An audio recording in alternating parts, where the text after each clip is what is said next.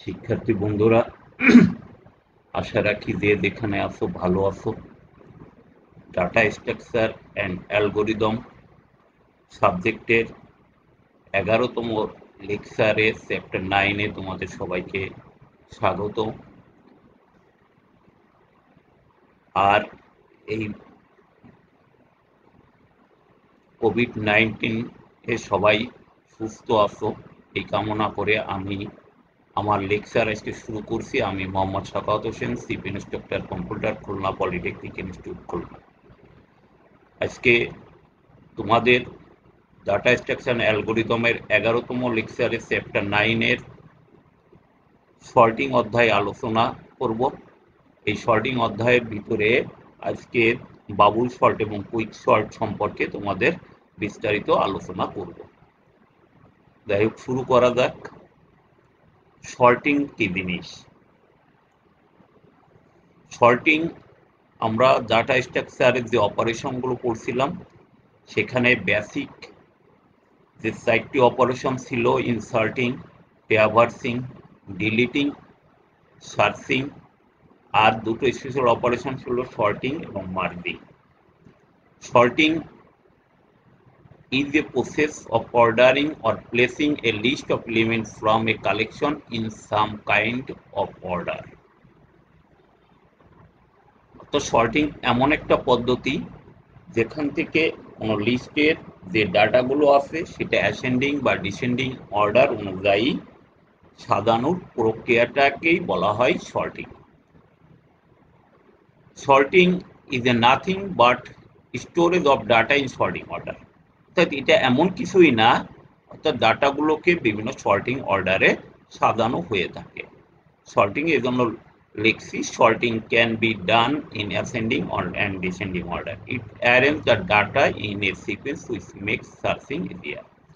এবং সর্টিং এ ডাটাগুলো এমনভাবে সাজানো হয় যাতে যে কোনো ডাটা আমাদের খুঁজে পেতে সহজ হয়।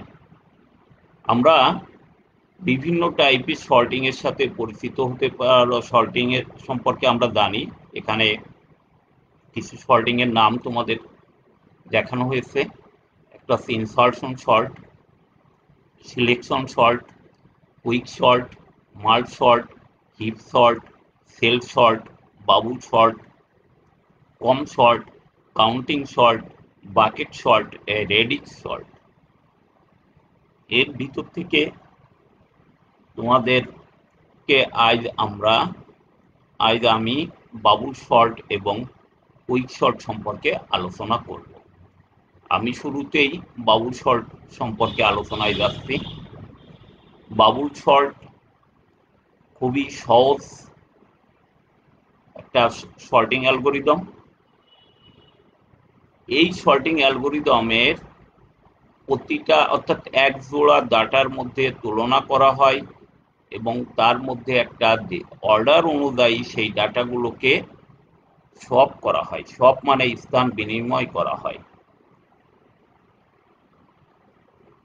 আগেই বলছি, এই ডাটাগুলো এই সর্টিং অ্যালগোরিদমে প্রতি জোড়া ডাটার মধ্যে তুলনা করা হয় এবং সেই অর্ডার অনুযায়ী সেই ডাটাগুলোকে স্থান বিনিময় বা সব করা হয়। এবং এই অ্যালগোরিদমটা যদি বৃহৎ কোনো ডাটা হয় তাহলে সেক্ষেত্রে এটা সুইটেবল হবে না। এর অ্যাভারেজ এবং রো স্টেজ complexity big O N square, where N in the number of items.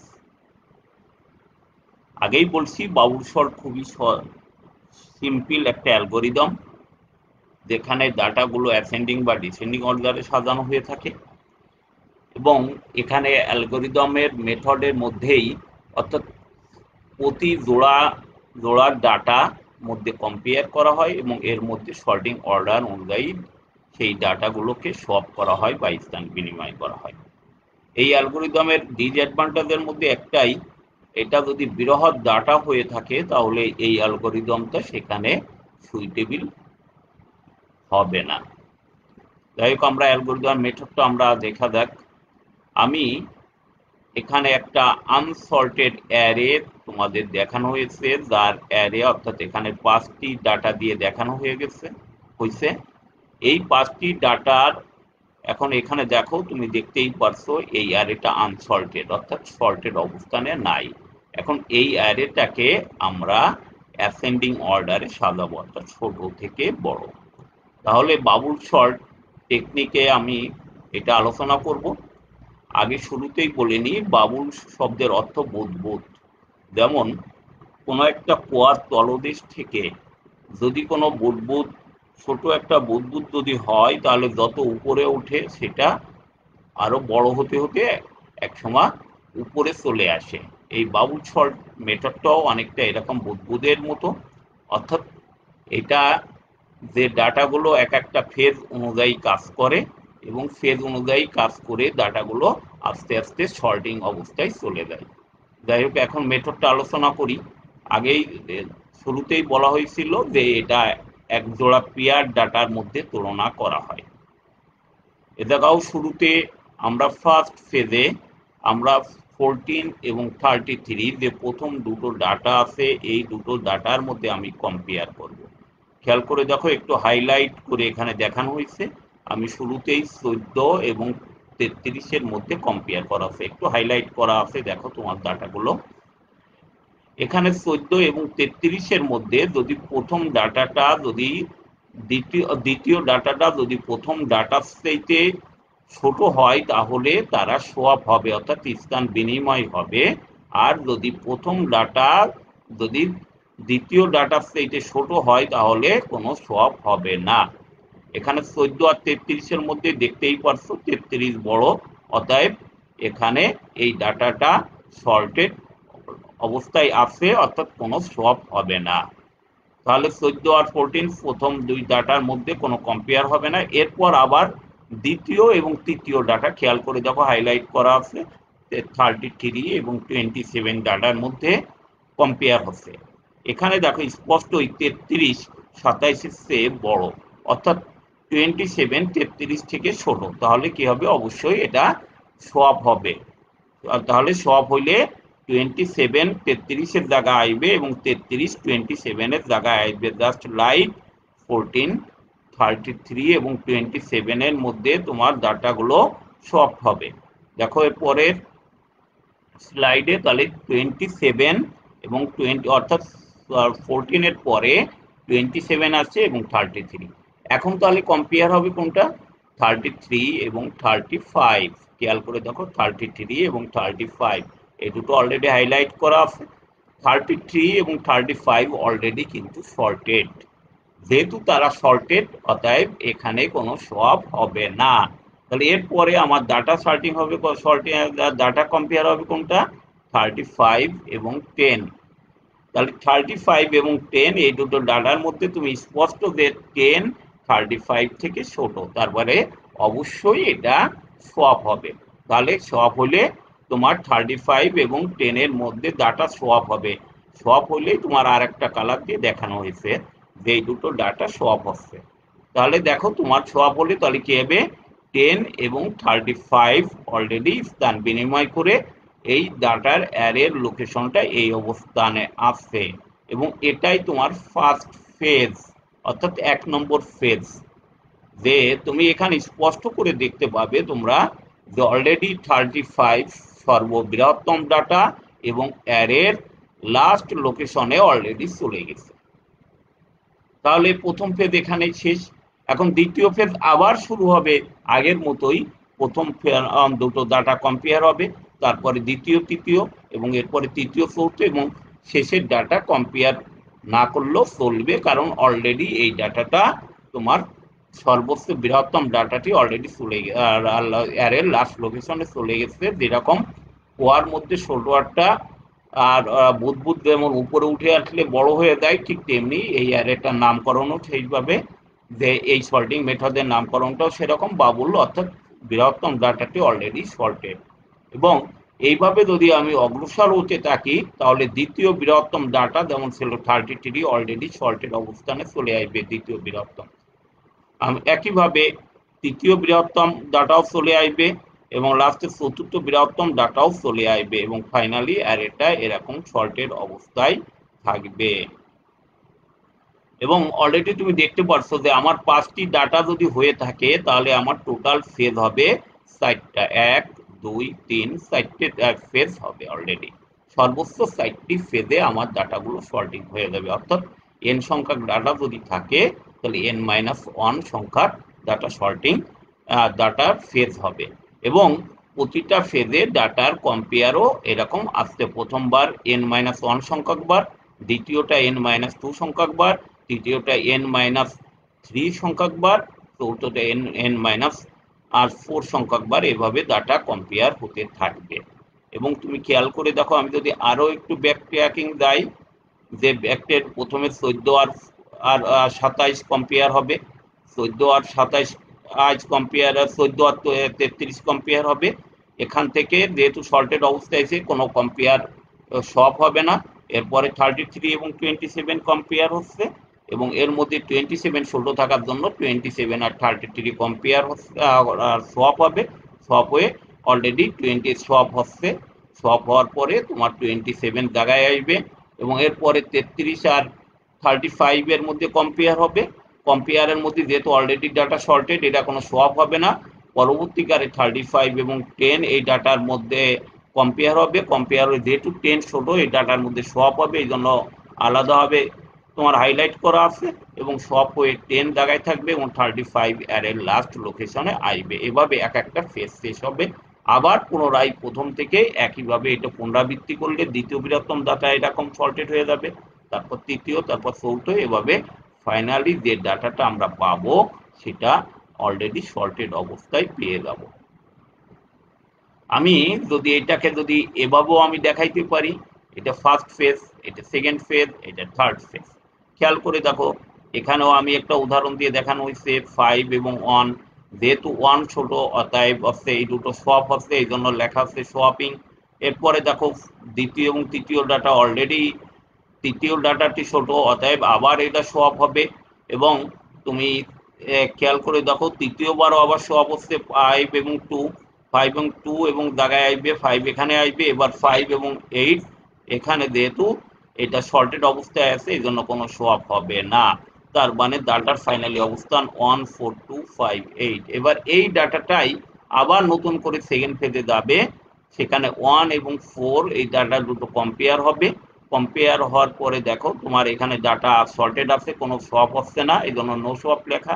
এরপরে 4 এবং 2, 4 এবং 2 দেখো এই ডাটা দুটো যেহেতু সর্টেড অবস্থায় নাই এই জন্য সোয়াপিং হচ্ছে, এই জন্য 2 দ্বিতীয় অবস্থানে, 4 তৃতীয় অবস্থানে। এবার 4 এবং 5 খেয়াল করে দেখো এই ডাটা যেহেতু সর্টেড আছে আর সোয়াপ হবে না। আবার 5 এবং 8 এটাও সোয়াপ হবে না যেহেতু ডাটা সর্টেড আছে। এবং ফাইনালি ফেজ 2 তো দাঁড়াচ্ছে 1 2 4 5 8। এখন আবার খেয়াল করে দেখো, আবার তৃতীয় ফেজে যাচ্ছে 1 আর 2 যেহেতু শর্টেজ আছে সোয়াপ হবে না, 2 4 এটাও সোয়াপ হবে না, 4 5 সোয়াপ হবে না, 5 8 সোয়াপ হবে না এবং ফাইনালি ডাটাগুলো সর্টেড। তোমরা আগের আগের উদাহরণটাও দেখছো, এটাও দেখছো, একই জিনিস, আমি জাস্ট ভিন্ন দুইভাবে দেখানোর চেষ্টা করছি। এখন আসি আমাদের অ্যালগোরিদমটা। অ্যালগোরিদম তোমরা জানো বিভিন্নভাবে লেখা যায়, অ্যালগোরিদমে নির্দিষ্ট কোনো ভাষা নাই। এখানে জাস্ট আমি একটু সি ল্যাঙ্গুয়েজ স্টাইলে দেখানোর চেষ্টা করছি যে আমি এখানে একটা প্রসিডিউর নিচ্ছি বাবুল সর্ট, যেখানে একটা লিস্টে আসলে লিস্টে কি থাকবে, অ্যারের সমস্ত আইটেমগুলো এখানে বিদ্যমান থাকবে লিস্ট। আমি একটা লুপ নিচ্ছি, লুপ নামক লুপে কি আছে লিস্ট ডট কাউন্ট, অর্থাৎ কতগুলো ডাটা আছে সেইটা লুপ নামক ভেরিয়েবলে এখানে কাউন্ট করে রাখা হচ্ছে। লিস্ট ডট কাউন্ট দিলেই আমার অলরেডি লুপের ভিতরে ওই ওই অ্যারের কতগুলো ডাটা এলিমেন্ট আছে সেখান থেকে সে কটা কাউন্ট হবে। যদি আমার 5টা ডাটা থাকে তাহলে 5 কাউন্ট হবে, আর যে কটা ডাটা থাকবে n সংখ্যক থাকবে n সংখ্যক কাউন্ট হবে। তাহলে আমি ল্যাঙ্গুয়েজের শুরুতে আমি প্রথমে কয়টা ফেজ নির্ধারণ হবে সেইটা আমার 0 থেকে লুপ -1 পর্যন্ত আমি করছি এবং সোয়াপের মান এখন দিয়ে রাখছি ফলস। বাবু শর্টে তোমরা প্রত্যেকেই খেয়াল করে দেখছো যে প্রথম লুপটা হবে ফেজ সংখ্যা, অর্থাৎ কয়টা ফেজ হবে, এবং প্রতিটা ফেজ আবার শুরু হয় প্রথম থেকে, এই জন্য আমরা এই জন্য এখানে দুইটা লুপ লাগবে, একটা হচ্ছে ফেজের জন্য, আর একটা হচ্ছে ইন্টারনাল লুপ, অর্থাৎ প্রতিটা ফেজের যে কম্পেয়ারের ডাটার সংখ্যা। সেজন্য আমি প্রথম লুপটায় নির্দেশ করছি ফেজ সংখ্যা, অর্থাৎ 0 থেকে লুপ -1 পর্যন্ত অনডু, এবং সোয়াপের মান প্রথমে ফলস করে রাখলাম। এরপর দ্বিতীয় লুপটা জে নামক ভেরিয়েবল দিয়ে কন্ট্রোল করছি, এটা 0 থেকে লুপ -1 ডু। এখন খেয়াল করে দেখো, আমার এই যে প্রথম জের মান 0 এবং z+1, অর্থাৎ 0 এবং লিস্টের প্রথম এবং দ্বিতীয় আইটেমের মধ্যে কম্পেয়ার হবে। যদি প্রথম আইটেমটা বড় হয়ে থাকে তাহলে এই দুইটা জিনিস সোয়াপ হবে।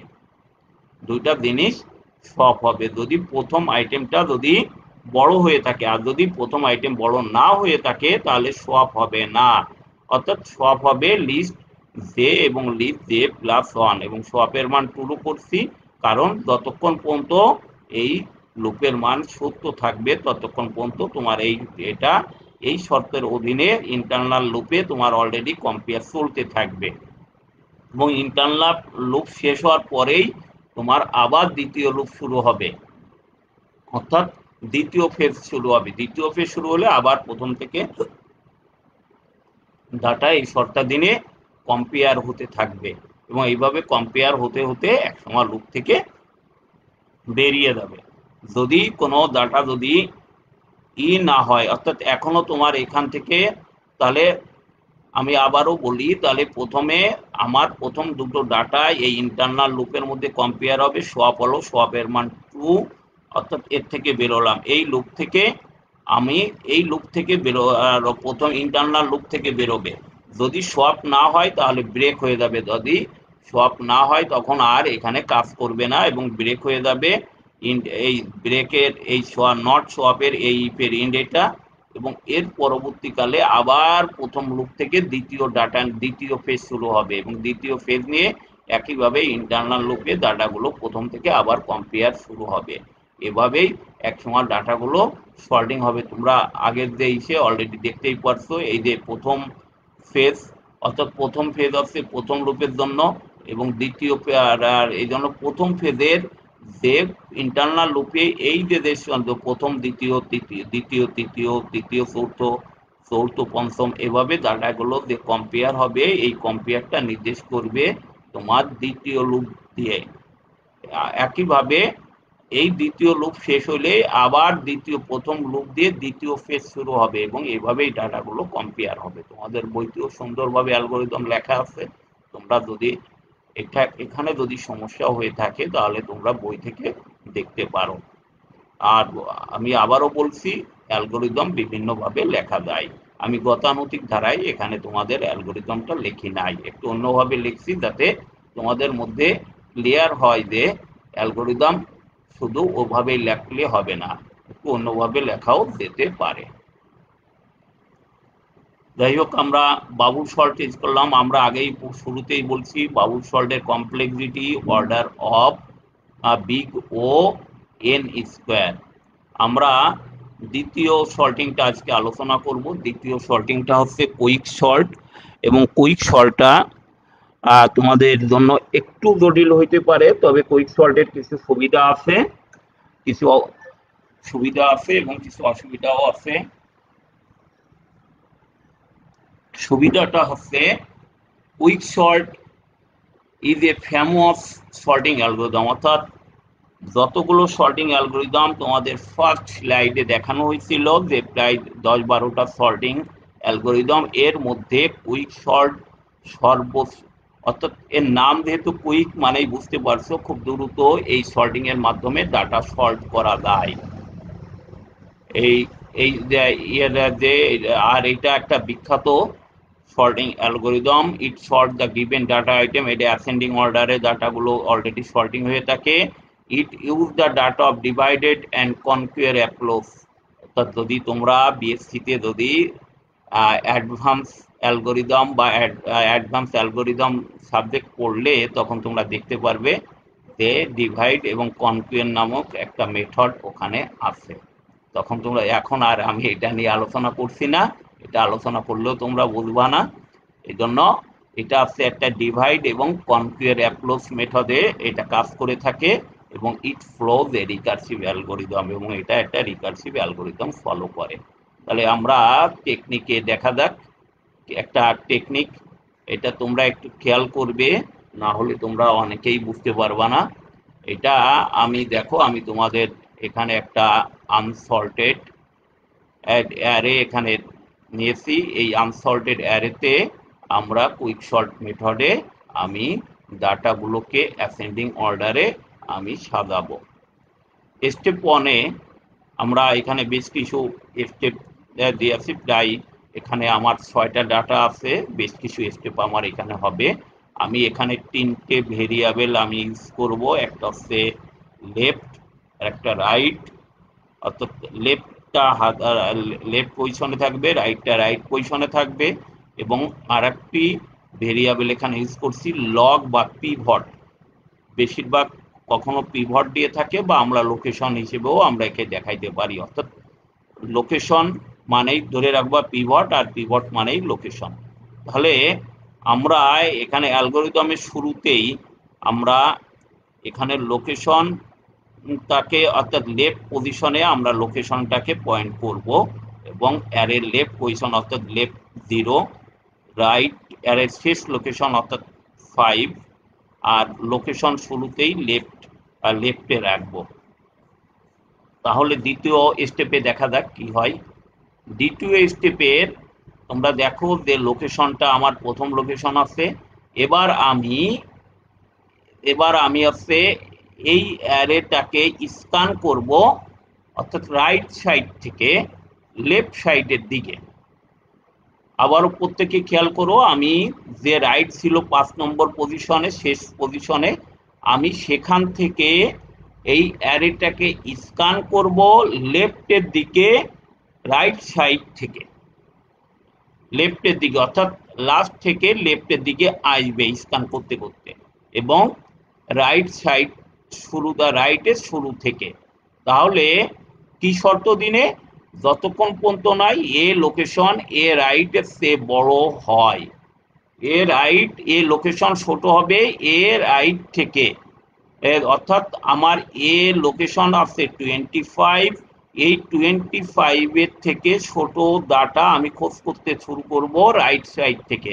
তাহলে প্রথমেই দেখো আমার প্রথম ডাটাটা আছে, এখানে প্রথম ডাটাটা আছে 28, যেটা সাধারণত 25 চেয়ে বড়। তাহলে কি করব, আমার রাইট লোকেশন 1 কমিয়ে আনবো, অর্থাৎ A4 পজিশনে রাইট আনবো। A4 পজিশনে আছে ডাটা 20 আর প্রথম ডাটা আছে 25, তার শর্ত আমার আছে 25, কতক্ষণ সার্চ করব, 25 থেকে ছোট ডাটা যতক্ষণ, আর 25 থেকে বড় হবে ডাটা ততক্ষণ।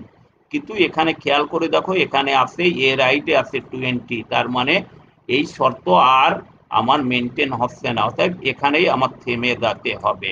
অর্থাৎ এখন যদি যেহেতু 20 ছোট পেয়েছি, এখন তাহলে 20 আর এই এ লোকেশনের ডাটা অর্থাৎ এ রাইট এবং এ লোকেশনের এই দুটো ডাটার মধ্যে ইন্টারচেঞ্জ হবে, অর্থাৎ 25 আসবে এখানে এবং 20 যাবে এখানে। বুঝতেই পারছো, আমি আবারও বলি, আমি এর প্রথমে লেফটের যে এ লোকেশন এবং এ লেফটটাই প্রথম থাকবে এ লোকেশন, এবং এ রাইটে ছিল আমার শেষের ডাটাটা। আমি এখন শেষের ডাটা আর প্রথম লোকেশন কম্পেয়ার করব, যদি এইটার থেকে যদি এই ডাটাটা যদি ছোট থাকতো তাহলে আগেই ইন্টারচেঞ্জ করে নিতাম। যেহেতু এই ডাটাটা বড় তাহলে ইন্টারচেঞ্জ করব না, এবং এই ডাটা থেকে রাইট সাইড থেকে আমি স্ক্যান করতে করতে যাব এই শর্তের অধীনে এ লোকেশন লেস দেন এ রাইট পর্যন্ত, এই শর্তাধীনে আমি স্ক্যান করতে করতে থাকবো। তাহলে প্রথম ডাটাটি আমি এই স্ক্যানের মধ্যে পড়লো না, কারণ 28 এই লোকেশনের 25 থেকে বড়। তাহলে আমি পরবর্তী এ রাইটের মান আমি 1 কমাবো, অর্থাৎ আমি তাহলে এ কমায় এরপরে A4 পজিশনে দেখো আছে 20, তার মানে 20 নিশ্চয়ই 25 থেকে বড়, তার মানে ডাটা স্ক্যান এখানে থেমে যাবে এবং 25 এবং 20 মধ্যে ডাটা স্থানান্তর হবে বা সোয়াপ হবে। তার মানে এখন আমার আর হচ্ছে যে এই জায়গার লোকেশন 0, লেফট 0, রাইট লোকেশনে 25, তাহলে 20,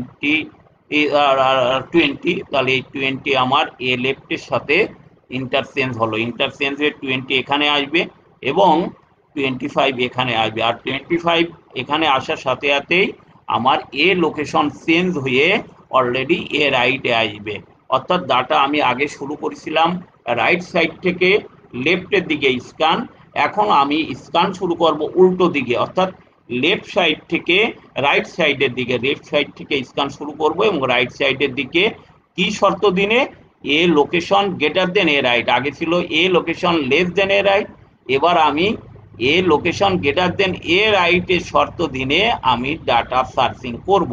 তাহলে এখন 20 আর 25, তাহলে নিশ্চয়ই এটা এই শর্তের ভিতরে পড়ে, অর্থাৎ এ লোকেশন 25, এ লোকেশন বড় আছে এ রাইট থেকে, আমি এবার আর লেফট সাইড থেকে স্ক্যান শুরু করব রাইট সাইডের দিকে। তাহলে আমার এখন দেখা যাক এর পরবর্তী স্লাইডে কি আছে। খেয়াল করে দেখো 25 যেহেতু এই লোকে এই ইসের মধ্যে পড়ে না, 20 এর মধ্যে পড়ে না, তাহলে এ লেফটের মান আমি 1 বাড়িয়ে নিব, রাইট সাইডের দিকে বাড়িয়ে নিলে এবার এ আমি ডাটা পাচ্ছি কত 10। খেয়াল করে দেখো 10 নিশ্চয়ই এর থেকে এ লেফটের থেকে, অর্থাৎ এ লোকেশনের মান এখন 25 নিশ্চয়ই এ লেফটে আছে 10, তার মানে এই শর্তেও এখানে অ্যাপ্লাই হচ্ছে, অ্যাপ্লাই হলে তাহলে কি হবে, ডাটা আরো স্ক্যান হবে, অর্থাৎ লেফটের মান 1 আরো বৃদ্ধি পাবে, বৃদ্ধি পাওয়া মানে রাইটের দিকে সরে যাবে, রাইটের দিকে সরে গেলে লেফটের মান হবে এখন হচ্ছে এ টু, দেখো পরবর্তী স্টেপে এ টুর মান কত এখন 30, নিশ্চয়ই এই শর্ত আর এখানে মেনটেন করছে না, অর্থাৎ এ লোকেশনের থেকে এ লেফট বড় হয়ে যাচ্ছে, তার মানে স্ক্যান থেমে যাচ্ছে, এ লেফটের থেকে স্ক্যান থেমে আছে। আমি আবারও বলি তোমাদের, আমি একবার প্রথম শুরুতেই রাইট সাইড থেকে আমি স্ক্যান শুরু করব লেফটের দিকে, যদি যতক্ষণ পর্যন্ত না এ লোকেশনের সে ডাটা বড় না পাই, আর এর পরবর্তীতে আবার শুরু করব, অর্থাৎ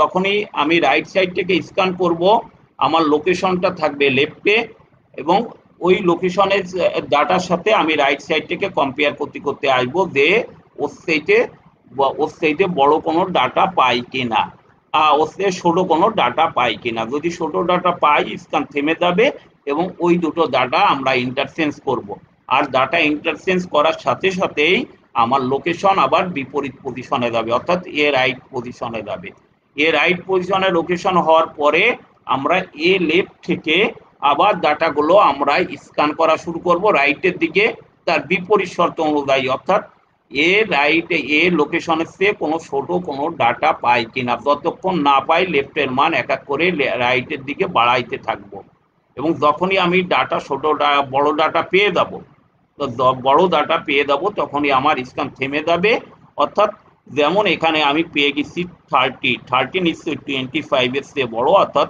25 এবং 30 এখন ইন্টারচেঞ্জ হবে, অর্থাৎ 30 যাবে 25 এর কাছে, 25 আসবে 30 এর দিকে, তাহলে এই ডাটাটা ইন্টারচেঞ্জ হবে এবং লোকেশন এর পরবর্তীকে লেফটে চলে আসবে।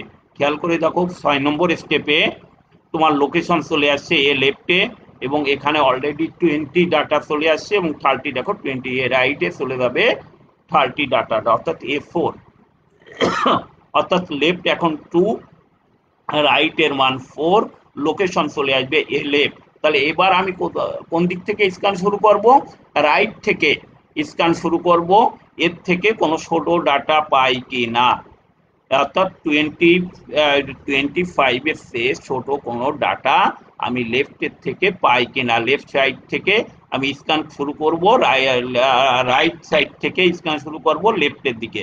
দেখো খেয়াল করে এখন অলরেডি আমি রাইটের পজিশন 4, এরপরে আমি স্ক্যান শুরু করব, অর্থাৎ রাইটের পজিশন 1 কমালাম 20, অর্থাৎ রাইট এখন হচ্ছে রাইট এখন 3 এবং A3 ডাটা হচ্ছে 25 নিশ্চয়ই এই শর্ত ফিল আপ করে না, অর্থাৎ এ লোকেশনের চেয়ে এ রাইটের মান ছোট, তার মানে স্ক্যান থেমে যাবে এবং লেফট আর আর অর্থাৎ এই দুটো ডাটা ইন্টারচেঞ্জ হবে, অর্থাৎ 15 আসবে 25 এর জায়গায়, 25 আসবে 15 জায়গা, অর্থাৎ আর সাথে সাথেই এই আমার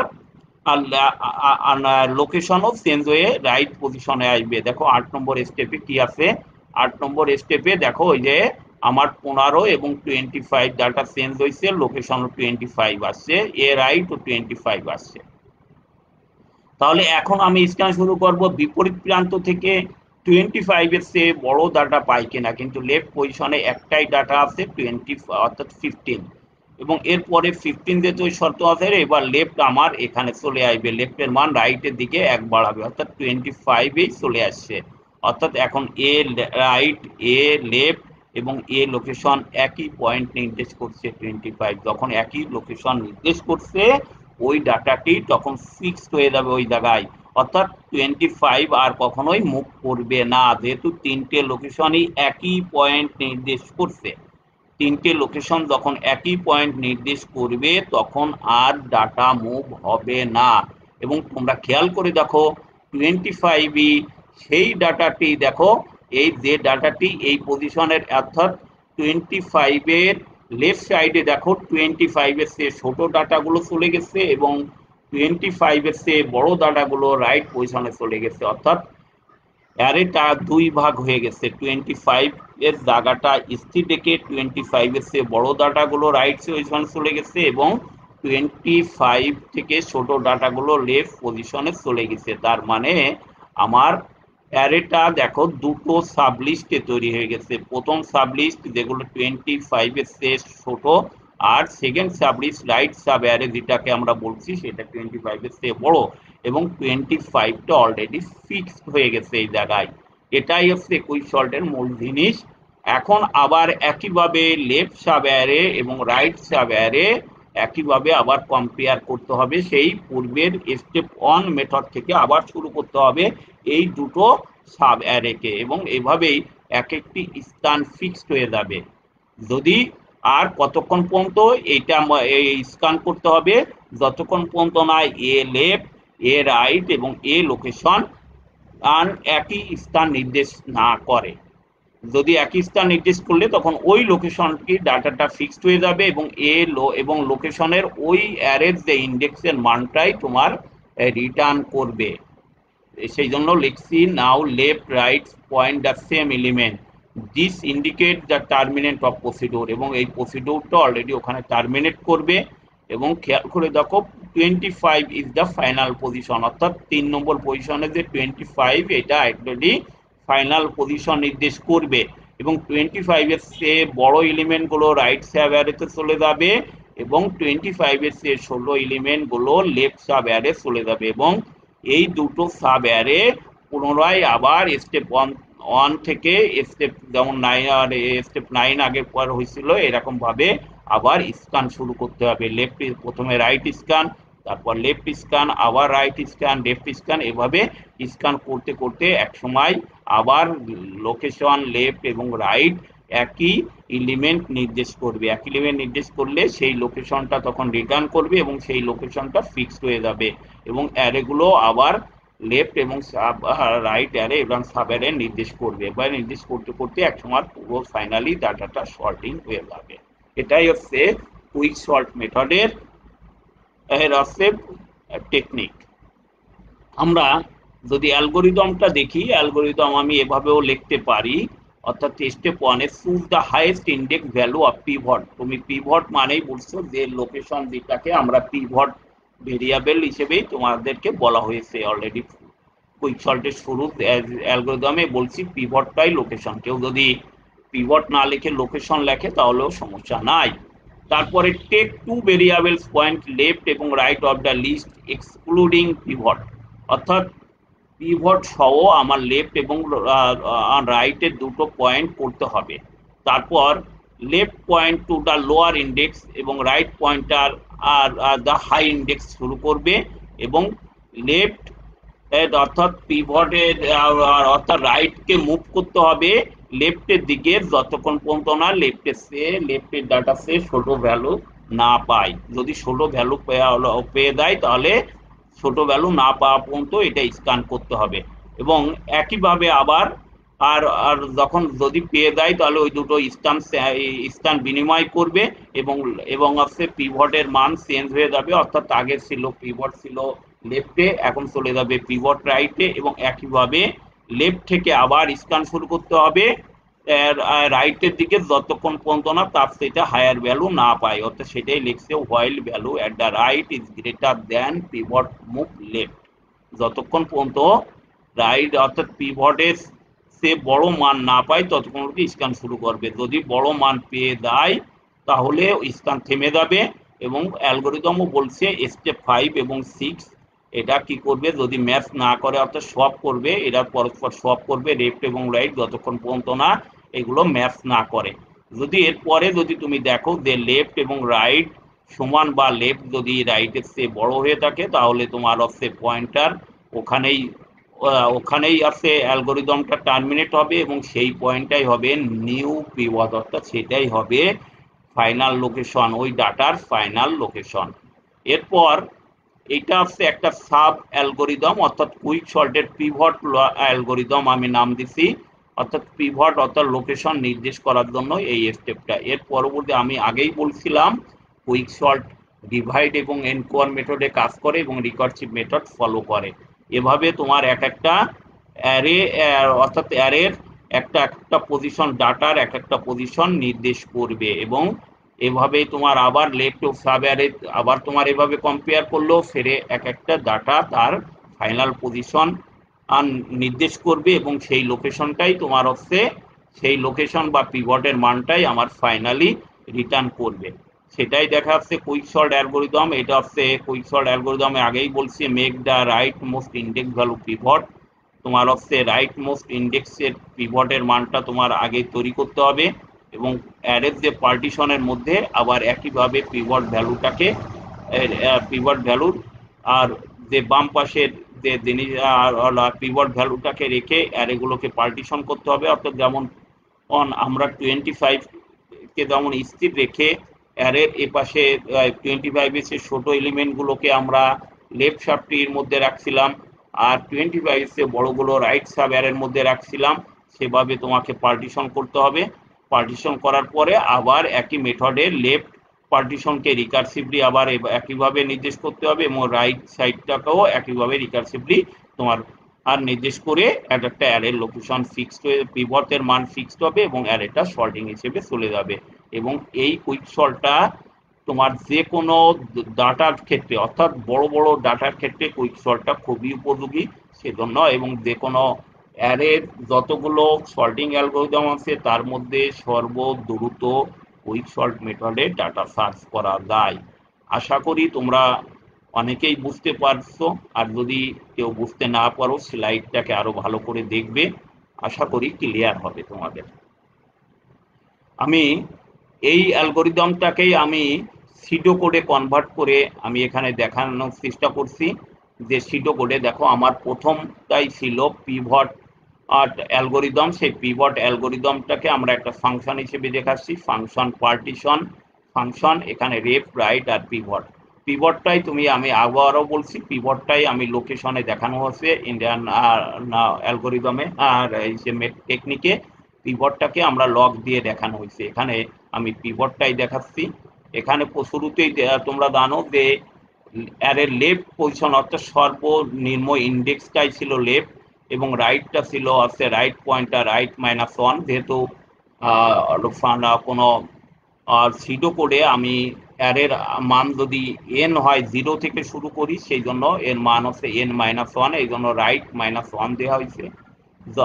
কতক্ষণ পর্যন্ত নয় এইটা একটা লুপ নিচ্ছি, দেখো এই লুপটা চলবে যতক্ষণ এ লেফট পয়েন্টার পিভটের চেয়ে ছোট থাকে ততক্ষণ পর্যন্ত চলবে, আর এই প্লাস প্লাস দিচ্ছি তাতে অর্থাৎ লেফটের মান এক এক করে বাড়বে। যেহেতু এটার স্ক্যান শুরু হবে এখান থেকে, এই জন্য দেওয়া আছে এখানে তোমার আর অলরেডি এখানে দেওয়া আছে যদি এটা এই সত্য হয় তাহলে এটা চলতে থাকবে, কিন্তু সেট কোনো কাজ নাই।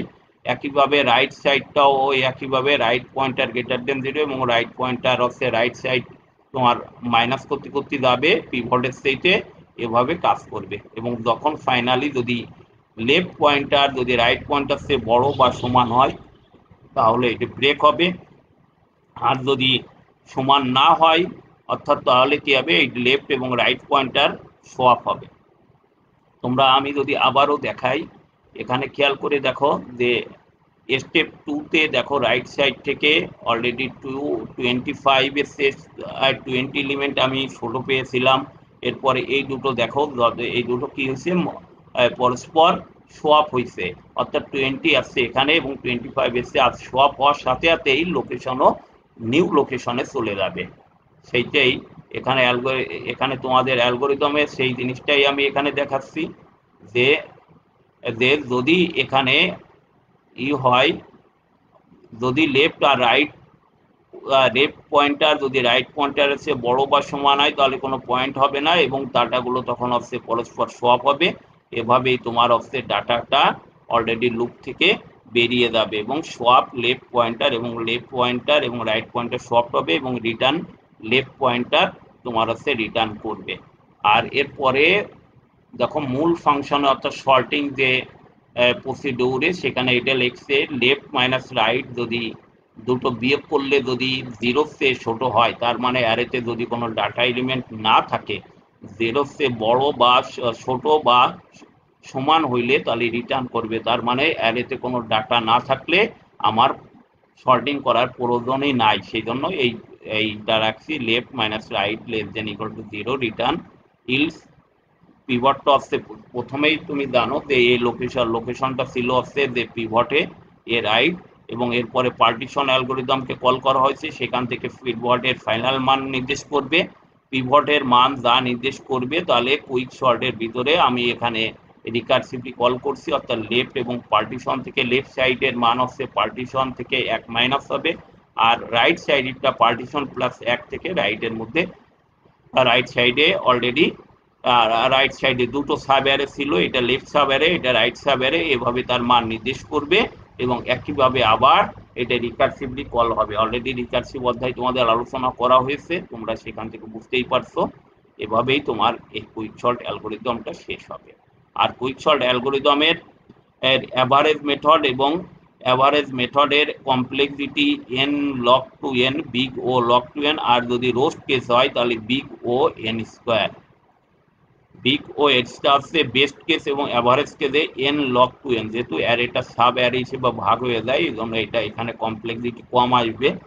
আর যদি রোস্ট কেস হয় তাহলে তোমার হচ্ছে সেই বাবুল সল্টের মতো big O n square complexity আসবে। আমি যদি অ্যাডভান্টেজ কি কুইক সল্ট অ্যালগোরিদমের অ্যাডভান্টেজ কি, আমি আগেই বলছি কুইক সল্ট এটা ইন প্লেস সল্ট, অর্থাৎ it requires no temporal memory, কোনো অস্থায়ী মেমোরি এখানে দরকার হয় না।